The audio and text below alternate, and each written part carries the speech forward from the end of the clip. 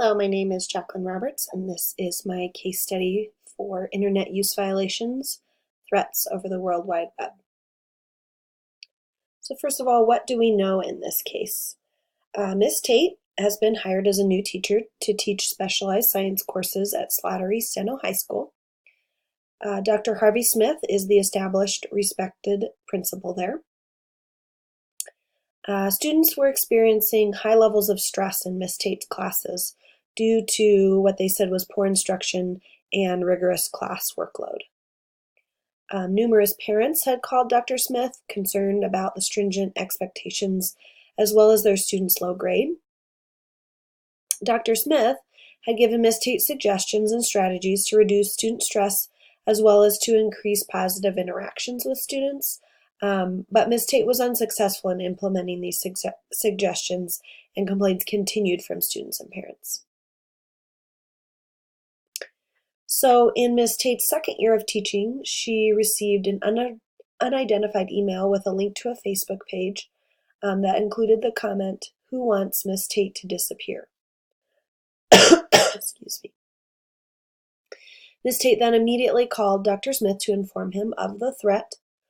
Ms. Tate, when asked by Dr. Smith who it might be, said it could be a student named William Hall who created the page and made the threat due to some of his behavior in class.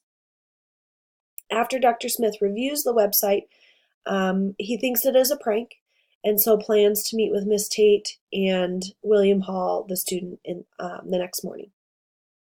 Ms. Tate feels unsafe and tells Dr. Smith this and plans to spend the night at her parents' house.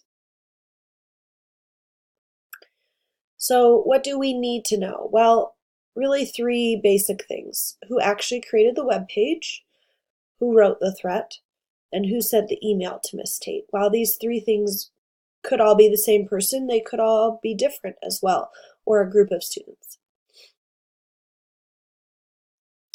So to identify the problem, Ms. Tate, we know, needs instructional support through perhaps a coach or mentor. Ms. Tate, we know, has been threatened by an unidentified student or students. And I believe the problem is that Dr. Smith should have contacted local authorities immediately. So if I was in Dr. Smith's shoes, what would my plan of action and strategies be? First, I would contact local authorities after seeing the email and Facebook page. So I would contact the SRO, the school resource officer assigned to the school, and let Ms. Tate know that I have contacted that person. And then give the SRO all the information that I have so far, including Ms. Tate's contact information. Secondly, I would work with law enforcement to identify the person or persons responsible for emailing and threatening Ms. Tate.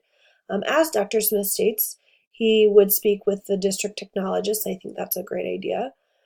Also, I would get the SRO's input as to which students I should speak to by trying to eliminate bias and not just jump to William Hall.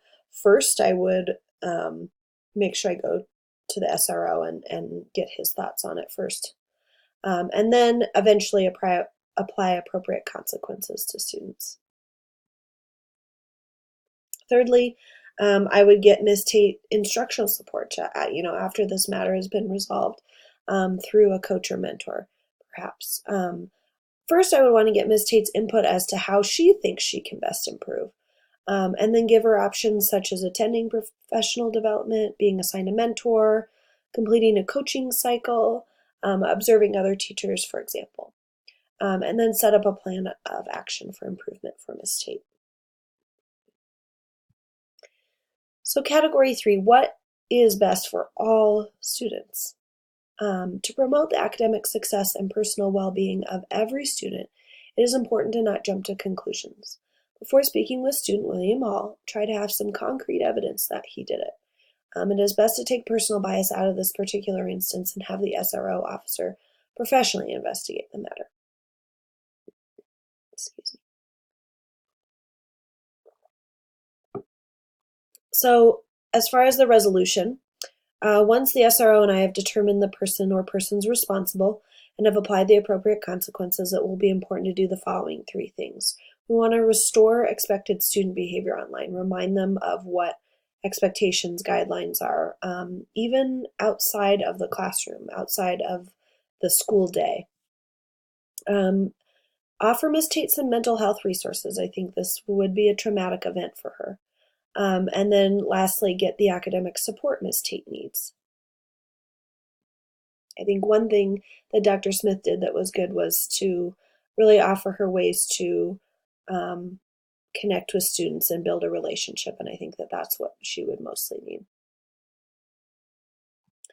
So throughout this case, what was I thinking, valuing, and feeling? First, I was thinking that Dr. Smith had not done enough to help Miss Tate improve before this instance ever took place. Also, Dr. Smith may not have backed up Miss Tate's teaching style enough. Sometimes more challenging and rigorous is okay, and maybe he should have really stood up to parents a little bit more. And really, just that social media causes a lot of issues in schools these days. I've seen it. So I was also feeling similar to Dr. Smith that it was most likely a prank. However, unlike Dr. Smith, it should be properly investigated in case it wasn't. I was feeling sad that students would say such things about teachers on social media. I have not had that particular circumstance happen. I was valuing that Dr. Smith had tried to help Miss Tate improve, and that Miss Tate informed Dr. Smith right away of the email. She didn't wait. And I was valuing that Dr. Smith had 9 years of successful principalship, so he obviously does do some things right.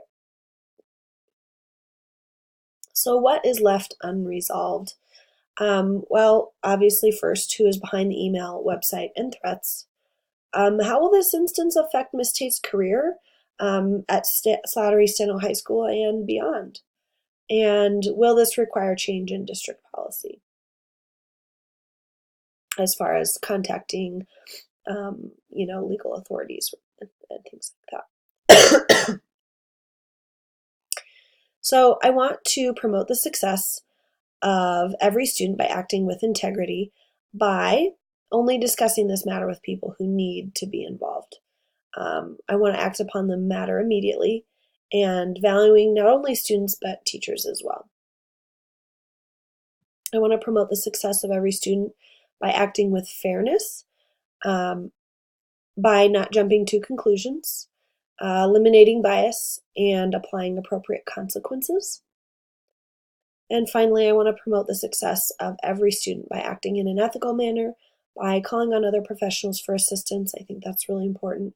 Reviewing expectations with students after the instance, and offering solutions or help to staff after the instance.